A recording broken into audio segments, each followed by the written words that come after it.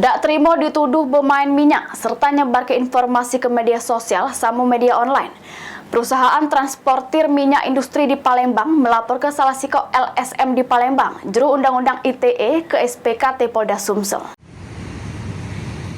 Melalui kuasa hukumnya, PT Putra Salsabila Perkasa membuat laporan polisi di SPKT Polda Sumsel, juru dugaan kasus tindak pidana kejahatan informasi dan transaksi elektronik atau ITE. Kuasa hukum perusahaan Jasmadi nyebut kliennya melapor ke oknum LSM yang sengaja nyebar ke informasi sama berita bohong ke media sosial sama media online. Menurut Jasmadi, oknum LSM tersebut bermodal ke foto nyebar ke TikTok sama media online dengan narasi menuduh perusahaan merupakan mafia tanah.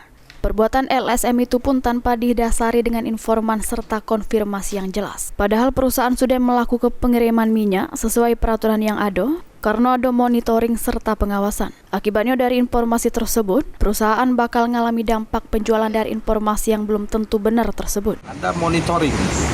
Nah, kemudian sebelum jalan tuh ada monitoring dari El Nusa, ada juga dari segel dari perusahaan kami, kemudian di tengah juga ada monitoring, dan pada saat tangki ini mau bongkar, itu juga ada monitoring dan langsung diawasi oleh El Nusa. Nah, artinya kami menganggap berita ini adalah berita bohong, ya, cenderung fitnah kan, dan ya mencemarkan nama baik perusahaan klien kami, gitu, sehingga kami melaporkannya.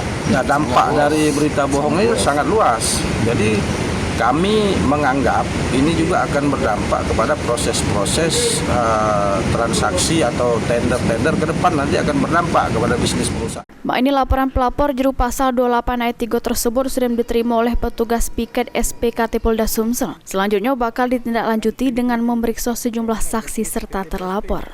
Mulyadi, PAL TV.